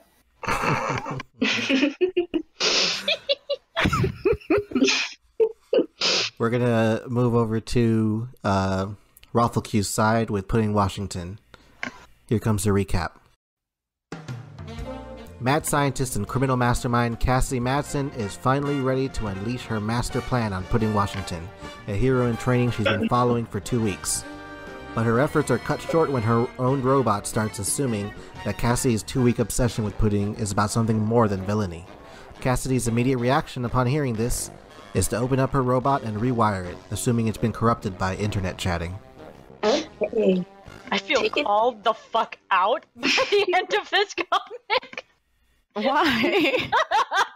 Were you programmed by the chat room? Talk about cheap romance story plot hook. Listen, some of us like our cheap romance story plot hooks, okay? Hey, wait your turn. Fine, but I have opinions. Okay. I'm really interested in hearing Shen's opinions, but look, I just want to say, like, with this comic, take it to the bank. This is a good comic. I love the line art. Of course, I'm going to say, like, the first panel I'm going to be a little bit miffy with. But the line art here is great. I really like how you interpreted Cassidy. Like, she's super duper cute in this comic. Like, I cannot lie. And also, I mean, Pudding's a big piece of shit, so I can't call him cute either, but it's nice to see him in Void. Let's see. What do I have to say for critique? Not much to say in terms of critique. I would honestly say, though, in solution to my issue with the first panel,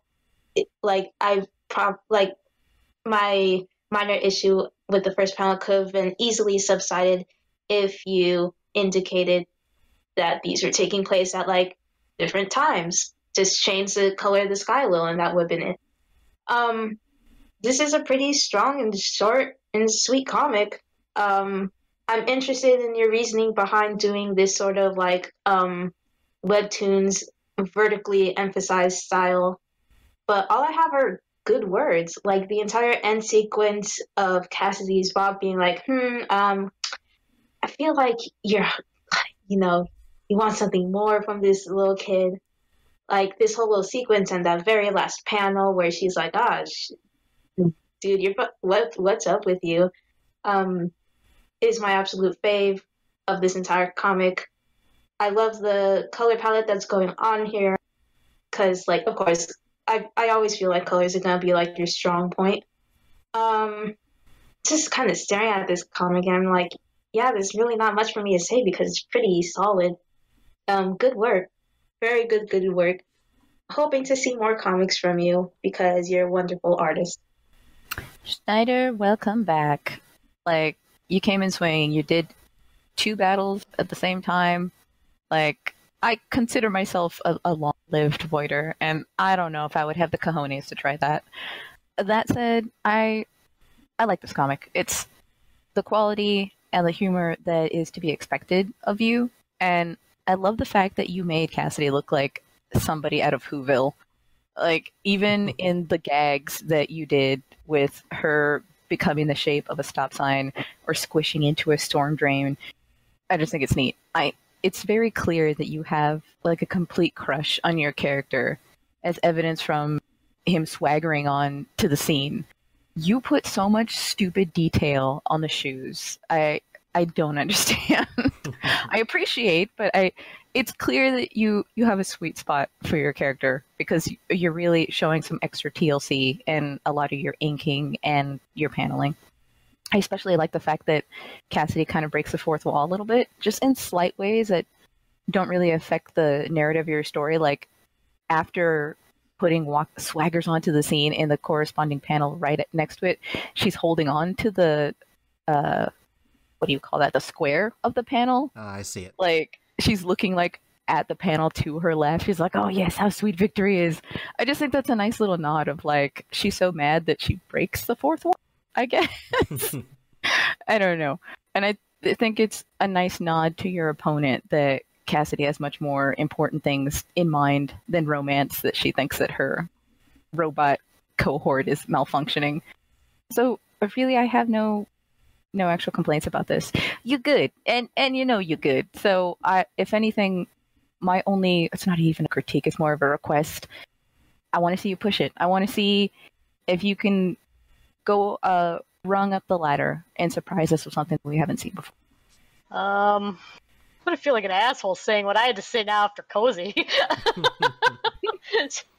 Hey, if you think it's crappy, you feel free to say so. This is critique. I don't think it's crappy.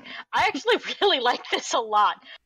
It does run parallels to the last versus Dauber one in a lot of ways, like, you know, the first panel as we discussed. I love how you draw Cassidy, the expressions you give her, the gestures, her teeth, the way that her eyebrows go down over her glasses, the way she squishes into panels to like be staring at pudding. And it's just like the best Cassidy I've ever seen, and I adore it, and I want to see 100 more years of it. I feel called out in the last panel. Like, did you get programmed by the chat talking about cheap romance story plot hook? Listen, as patron saint of shipper trash, there's nothing wrong with cheap romance story plot hooks.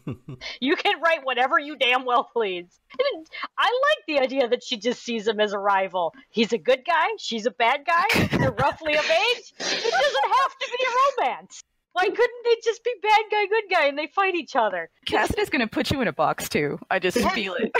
I deserve to be put in a box, to be fair. But just character interactions are what I live for, you know? It doesn't have to be romantic. They can just rival each other. They can hate each other. There's nothing wrong with that either. But can we have a little hated? Can we have a moment of silence for the VCast that turned from like comic critique to I feel personally attacked? I don't feel personally attacked. I'm just saying there's nothing wrong with the style of that style of art. Of comic. You can just, if that's not what you like, draw something else.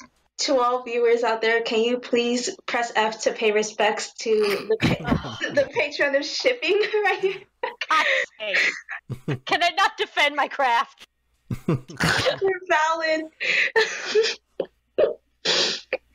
Anyways, it was clear you put more effort into this one than to the Dauber one. It's a fantastic comic. I love everything about it. I kind of wish Pudding was actually in it more. He's like in a single panel practically. It would have been nice to see him do anything, but I really love the way you draw Cassidy and Mr. Bot so much that I really can't even complain about that. So kudos, and I hope that you get in more fights. And Mr. PR, take note, because this is an excellent way to draw Cassidy. Mm-hmm. Ralph Q, this was a terrific comic. I love what you did with Cassie Madsen. I love that the stop sign isn't that she's hiding in a stop sign, it's that she formed her hair into the shape of a stop sign. And for all the people out there that love, you know, cheap romance story plot hooks. Oh my god. Oh my god. Called out again. Dude, did this VCast just turn into an apologist cast? I mean, Cassie Madsen didn't deny what the robot was saying to her. And she's still sweating even in the last panel. She's sweating with love, I guess. She's too young to understand this thirst, okay? It doesn't have to be like love. Oh, I love this. There's a certain affection between a supervillain and a superhero. I understand this because I love cheap romance, and I'm kind of in it. Lord. Shut up, Cozy. I've seen your ship art. You're literally doing a battle where it's a villain versus a hero. You have no right to... Listen, this is not about me. This is about critiquing all these great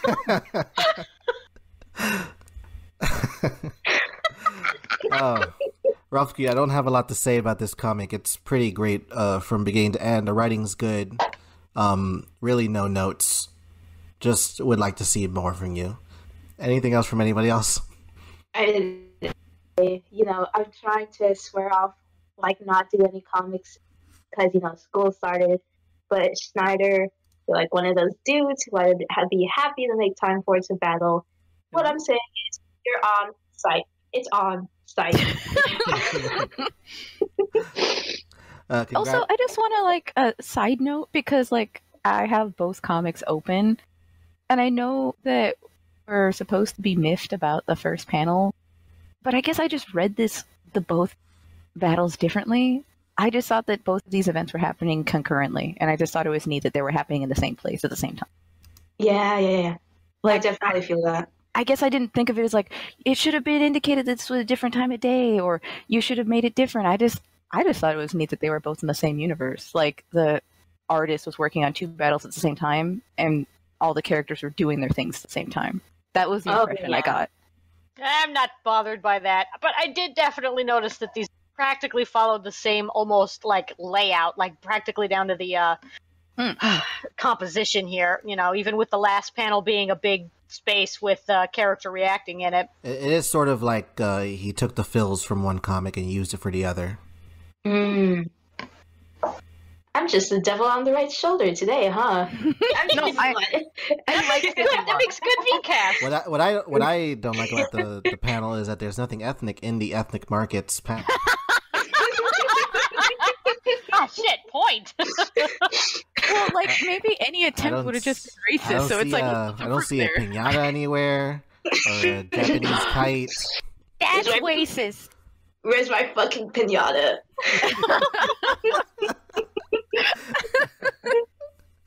That's all you get. Just the block of text. This is an ethnic market. Just thought you'd like to know. It's a whitewashed ethnic market. I know. Congratulations, Ralph Q and MRPR on these comics. More, please. Mm-hmm. More, please. Moving on to an intros comic with a new character. An intros comic. I'm excited for this one. With a cool new villain, Wendigo. Is it a villain? I thought it was a hero. That's definitely a villain. Here comes a recap. Deep in New Void City, a scientist by the name of Fowler has created a new life form known as Wendigo. Upon its birth, the Doctor's life is cut short at the hands of its own creation. Wendigo then feasts on Dr. Fowler's corpse. Moments after he finishes, Wendigo vomits out a small homunculus born from the essence of Fowler. This subservient creature educates Wendigo on who he is and what he is capable of, as the two leave the blood-soaked lab to take on New Void City. Okay, so I have a type. Oh gosh! Oh please!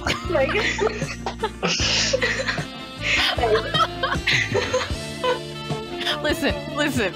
If you promise this is about the comic, this is okay. This is about the comic. Wendigo's kind of.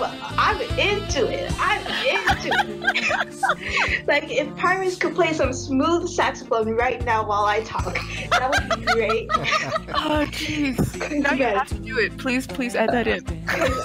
I am lighting those candles, and I am right across the bed.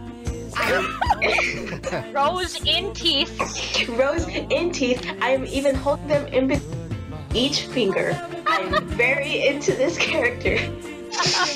I'm into these bad boys who are muscular and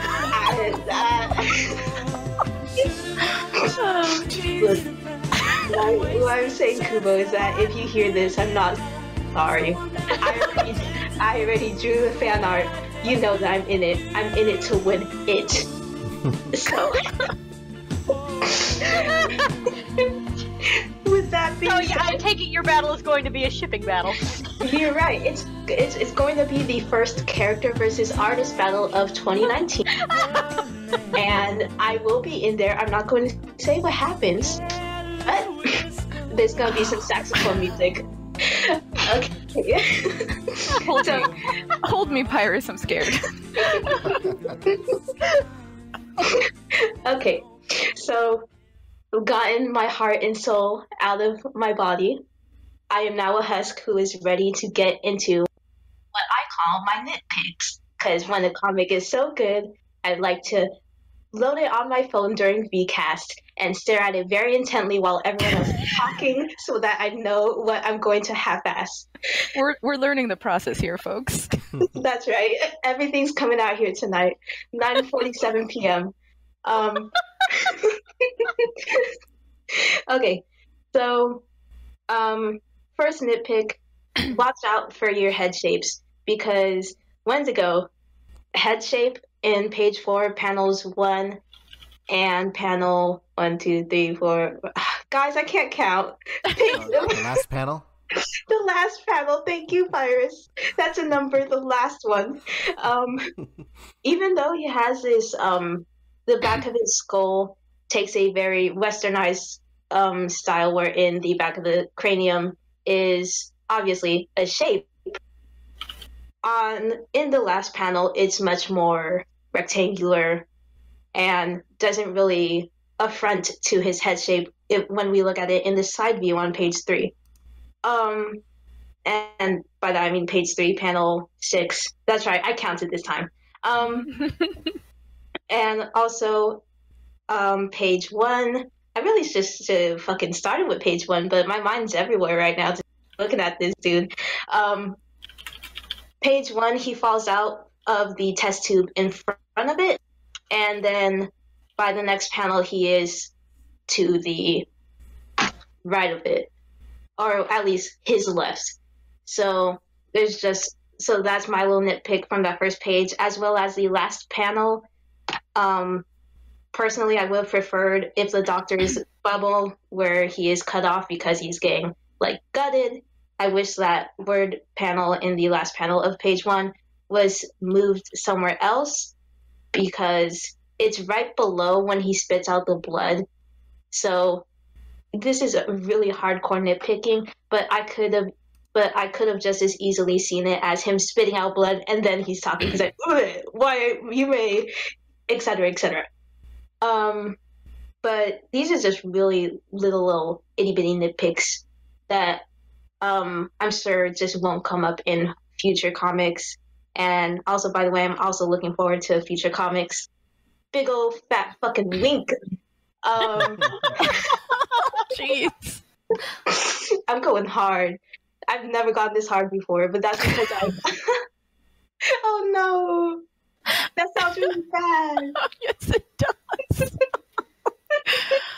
Oh no. Okay, this is the part where I say I do say I'm sorry to Kubo for sounding like this, but this character, we have a lot of baddies in Void, but as said previously, they're not too active on the scene as of late, and I'm hoping that Wendigo will be one of these characters who energizes the scene a little and gets the artist's gears going, because there are certainly people who love this character and are interested in this character and want to battle him. So I'm looking forward to him in the future. All I have are these little nitpicks amongst my very uncomforting compliments, but just overall great stuff. All right, Kubo. First of all, welcome back. When you submitted this intro comic, I immediately was like, new job, who dis? And I had to go through your roster just to see where you came from when you mentioned that you were an oldie but a goodie. This is heads and shoulders. Just, you're a completely different artist since coming back. This is totally... If someone had shown me your old stuff and your new stuff and told me that that was the same artist, I wouldn't have believed it. Have changed your quality, changed your artwork, and changed just the genre and style in that you work in. It's just something completely new. It is so freaking cool to see something like this, and it's so freaking neat to see a bad guy.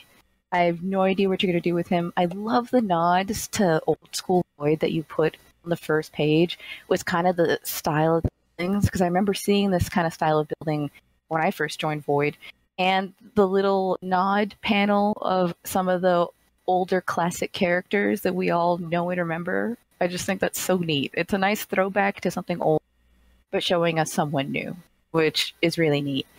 When it comes to nitpicks, I guess the only thing that I would really be mindful of, because you asked for a lot of feedback in the Void Discord chat, is your bottom panel of your first page. I really wish that reveal of like, oh no, he kills a doctor would have just been served by page 2. I really don't think that you needed that precursor of the spitting out of his mouth. Like maybe just the dialogue cutting off abruptly, or maybe the hand rushing forward with motion lines would have made for a more impactful page 2. But because we get that, I guess you would call it the spit take on page 1, I don't know, I feel it lessens that intensity for me. And I feel that there is sort of a staticness to page 2, where it's like, oh my gosh, he just punched his hand through his chest, but it's just there. There is no, like, weight to it. And I think that there needs to be sort of a weight to something that intense. But other than that, I think that Astro really hit home on some of the critiques that I was going to say about the head shape. And I think that that's just going to be better served the more you draw this character and more familiarized you are with getting to know him in that way. I know it's not easy to stay on model new, especially when it comes to an intro comic, but I think all in all, you did rather well. And I'm dying to see this whole like narrative with the homunculus. I think that's such a cool concept, and I know that everybody was really excited by it when you first showed us this character. So I hope to see more, and I'm excited. Yay. This is a really dumb opinion, but on the second page, when he reaches forward through his chest and he grabs his tie, he should have pulled it backwards out with him through the other side. That would be cool. That would be so cool. That's totally what I thought he was gonna do, because his hands are around the tie. But then in the next panel, there's not, and I'm like, oh, that was a waste. Oh, dude, I can do you one better. He should have helped him straighten the tie before the body fell forward. Oh, or that. It's just there's so much happening here. His hand is on the tie. You got. I know. Chekhov's gun there now. You just left that hanging for us. Oh man, I do agree that on the first page it would have been a little more impactful if you had not included the, as Cozy said, spit take in the last panel. Instead, just bam, and then like had maybe some speed lines, some action sparks, just straight through the gut on page 2 is a huge surprise. Like, oh my god, and then he died. This character is amazing. I love him. I want to see 100 years of him. Maybe not as much as Astro. Hey, look. That's okay. The homunculus idea is crazy and weird, because I read your bio and it says he can do that for anybody, and it's like, oh my god, I want to see all these like little void crazy gross homunculi characters like running around now, because that sounds gross and amazing.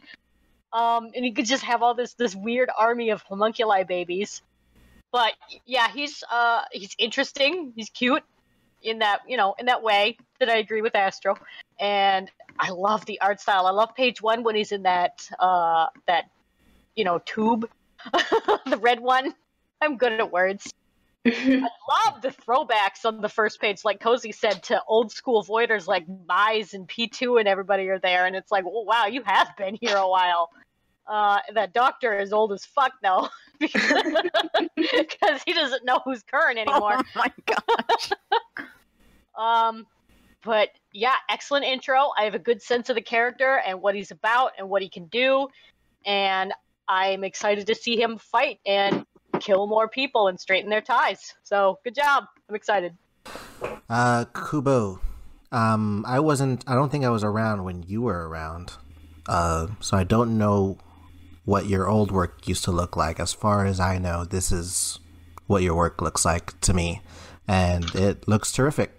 As far as a character, I'm really into the sort of character chimera type, like a Cell, Dr. Gero. There's a lot of that vibe going on in here, and I love it. And it's great to have a villain that's like that on Void for people to bounce off of. I agree with what folks said about the head anatomy going on later on. Just probably need a little more time working on those heads. But a lot of this looks just fantastic. I think as far as page 1 with the bottom, there's also a bit of issue with the word placement that probably would have sold that last part more. The way it's placed right now, it seems like he chokes on his blood, and then he says, why you may already be a match for. It probably would have been better served by placing that word bubble above him, so we see that first, and then the blood, or placing it in the panel beforehand, and leaving that panel empty, which might have been a good layout with the other panel on the other side that's also silent. Those fixes I think would have made that more that side better. Anything else from anyone else? Watch out, Kubo. It's on site. It's on fucking site. It is. I look forward to that battle. I cannot wait to see who you homunculi first. Like, for real. I'm so desperate to see who you homunculi. Yeah, great I know. stuff. We can't wait What to a see, horrible call out. We can't wait to see more from Wendigo. Moving on to the next comic. It is Beyond Battle, a collab Beyond Battle that was actually for Halloween. But the two artists, Katz and Aloise, decided to take more time on it to finish it up. And it's Cadenza and Vicente in Kindred Spirits. Here comes the recap. Cadenza and Vicente bump into each other at the masquerade, practically wearing matching outfits with similar taste and color scheme. The entertainment at the party doesn't impress either of them, but Cadenza laments unable to show her stuff with the loss of her musical power in her hands. Vicente is unbothered by this, offering to play for Cadenza so that she sings instead. With some persuasion, Cadenza is on stage singing with Vicente backing her up on the piano. Okay. This is a great collab. It's really nice to see these two interact and establish that they obviously do know each other. And of course, as a reader, I'm gonna be like, how do they know each other? The first conclusion I came to was because they're both of noble relation, of noble blood, coming from higher class. So that's my first guess. But I'm hoping to see more between these two in the future.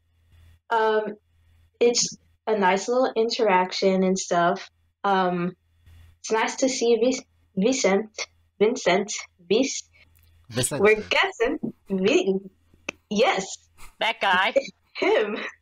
It's nice to see him in Void. I guess my first issue, this was already mentioned in the comments, where Cadenza, like, since you two have very different styles, of course I can understand that Cadenza looks different, but she looks a little too different. He kind of like, if I had to look at this, I would not recognize her as Cadenza exactly. I wouldn't really recognize her at a first look. Even, of course, this might be justified by saying she's wearing a, but it's just that there's, like, her face shape is a little too sharp. It's not mimicking that roundness that Cass draws her in. She's a little too defined compared to her more lanky-esque body that she has. Of course, I might need to double check the ref to make sure, but it just feels like this isn't exactly. This character does not exactly give me Cadenza appearance, shape, vibes for me. The people have already mentioned the color scheme of the background, where it's all light blue, and it's a bit awkward considering that this is supposed to be a Halloween party. And I also do agree with that it could have been a different color scheme and would suit the situation more better for a Halloween collab. But I can also understand that the reason why they would want to have the background be light blue is to match the color scheme of these two's outfit. That's about it from me. I really don't have much to say that the comments section has hasn't already. Hoping to see more of these two in the future, though, because they make an interesting pair of friends. Okay, this is freaking gorgeous. This is what I think all of us to see when it comes to a collaboration between two artists. It was a joy to go and pour over every panel and see all the detail that you guys incorporated. Like, just small things, like the design of Vicente's mask when you first see him on the first page, and Cadenza's reaction. I love just the movement of her hair, or the wig. I think it's so pretty. I literally went from page to page and I was like, it's so beautiful. Can't handle it. I'm weirded out by the person on stage because the color scheme totally threw me back to like, is that a Gaia NPC? Like, does anybody else feel that? I don't know. Maybe it was just character? Me. The one in orange? Oh, that's that's supposed to be a cosplay of a character from a game, but there we go. I knew it was something. Yeah. No, but all in all, I think this was a nice nod to the stuff that's happened to Cadenza, and I would echo Astro in that I think there should have been more of a tell to let us know who she was. I think Vicente is it's clear he is, even with the costume, but if I hadn't seen was involved in this comic, I wouldn't have known. Even with the dialogue, she looks too different, and it's too costumed and disguised for me to be like, oh, that's Cadenza. You know, there isn't even the reddish theme that she usually is in keeping with.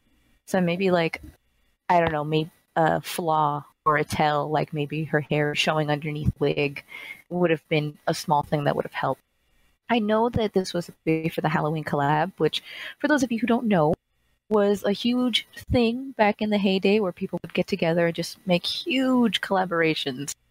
Artists of the characters enjoying a holiday. And in this case, that would have been Halloween. And while I think this would have been a great addition to those pages on its own, I really think it should have been fleshed out. Because at the end of the day, when I read these pages, nothing really happened. And I think that there could have been more, especially if you had the time to not only complete this, but give it more meat, so to speak. So I said everything I wanted to say mostly when I commented on this. First of all, thank you for the ghost cameo. I appreciate that. That's excellent. But second of all, I agree that Cadenza just doesn't really look like Cadenza to me. She just doesn't feel like Cadenza. She's too tall. She's too, thick, pointed. Her eyes are kind of small comparatively. I don't know. I feel bad because it's a really good drawing. It's an excellent art style. It just feel like the character that I know. Vicente looks great, of course. But Vicente looks like Vicente, and Cadenza looks like somebody else completely. And it's sort of too bad. I would have liked one more page to kind of conclude this. I know that this is something everybody was kind of working on for a couple months to make sure it looks great. And there was a lot that looks great. The backgrounds, piano, you really fleshed out this environment. But the story just kind of stops. I don't even know if she's a good singer or not. It would have been nice, to see how the audience reacted to Cadenza singing, because I know, from what things that Kat has said that she doesn't like doing it. So how Cadenza would feel afterwards, was she embarrassed? Was she exhilarated? Why does she know Vicente? He's a vampire. Well, how did that come about? How long have they been friends? Does he drink her blood? Is that a thing? Is this an in for my character? Are we gonna? No, but seriously though, what happened there? So there's a lot to unpack, but it is gorgeous to look at, and you guys collab excellently. Beautiful colors, beautiful lines, beautiful backgrounds. I would like to see so much more of you guys doing a lot more work together, but a little the ending would be nice to have an actual ending. My concern is the disrespect Vicente gives to Waldo's band. How dare he not respect We just found him. You literally have no idea where he's been. Forcing what might be Baby Barbarian in a green sweater off stage. Baby Barbarian's like All Might here. I'm going to triple echo what everyone said about Cadenza.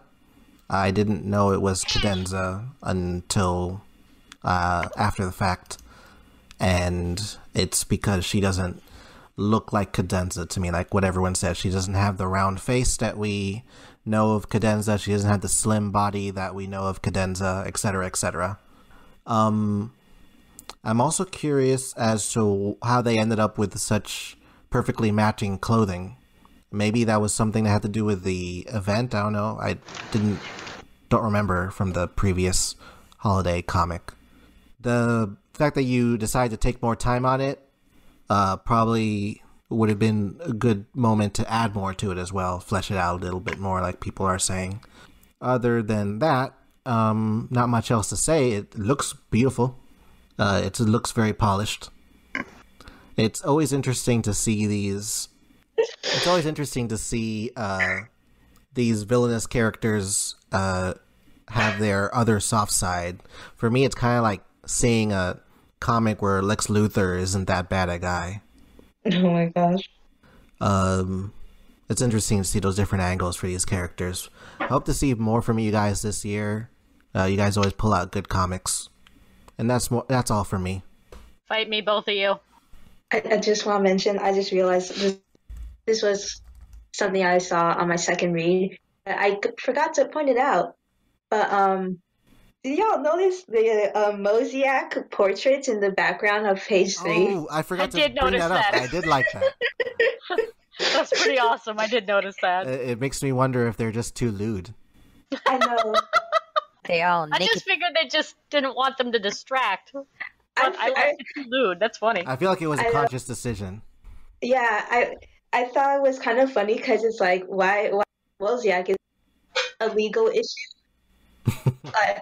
But otherwise, as said, wonderful comic. I just thought the little murals being Mosaic was funny. Congratulations to both of you. We're going to move on to the final comic of the night. Oh, yes. Which is a brand new comic that popped in just as we were recording this. It sure did. 3 hours running. Surprise! This is the intro comic for Gut Smasher. And here comes the recap. Ever since she was a young little kaiju, Jalokia has loved wrestling. At a young age, she pursued her passion and became big enough to star in professional wrestling on the mainland. But being a kaiju, her wrestling style was too savage for conventional professional wrestling. Unable to pursue her passion any further, and living out of a dumpster, Jalokia is given a chance to start anew with a job as a security guard in a pizza shop in Void City. Sadly, my brain cells have reduced to 0 after rambling about Wendigo. But I can also say that's on site for you. You better be watching out, looking across the street, because I'm after you. I like this character. I love this art style. I love the face. Like, I'm just grabbing my face. I don't know what to say because I'm kind of tired. God, I want to fight this character. I seriously want to. I don't. There's a bunch of baddies out there, but this is a goodie, and I want to fight this goodie with Ash. Anyways, I think my first critique that comes with this comic is that you could. I don't know how long it took you to do this intro comic. I'm certainly interested, and I would love for you to tell us how long it took you. But the first thing I want to say is that you could have done better with the backgrounds. You could have zoomed out a bit more as well, because everything it's not too close for comfort, but it feels very, how do you say this, just kind of squeezed in, especially with page 2's panel 4. I feel like you could have expanded on this little arena that they're in. I forget what it's called, whatever. It could have been a little more zoomed out because, well, actually there is no because. I just think that there could be a little bit more love to giving exterior shots. And not to mention that the ring's bands around it changed from red to brown by the next shot afterwards. I feel like you could have added a little more personality to the backgrounds as well, that you add to the characters' interactions and how they express themselves during dialogue. especially with the last panel of page 3, where this was like kind of something I mentioned with a previous comic of some artists, where it's like the use of a straight line tool is too strong in this panel and makes everything look a little bit more staticky, especially when you have these two characters shaking hands and there's a little cat. Oh no. Oh yeah, this little cat and these two characters who have who have line variation and have very like thin line weight being used. Meanwhile, the rest of the background is just one line width. I can tell that straight line tool is being used. Not enough personality is being given to this pizza shop that is supposed to be kind of this new home because she is moving into Void City. Like this comic ends on a very wholesome and warm note. This pizza shop is blue and static, so you could definitely improve on that in the future. But I'm just looking at the little cat. Ooh. Basically, I really like this intro, and I want to see more from you. Oh, it's on site, dude. Watch the fuck out. Yeah, this was a great intro comic. I love the little things, like the fact that this poor kaiju ended up in a dumpster. Like, this is my home now, this dumpster. And like other things, like when you get to page 2 and the angle of the ring and how you see sort of the ring's ropes coming at the viewer, I think that was a really nice touch.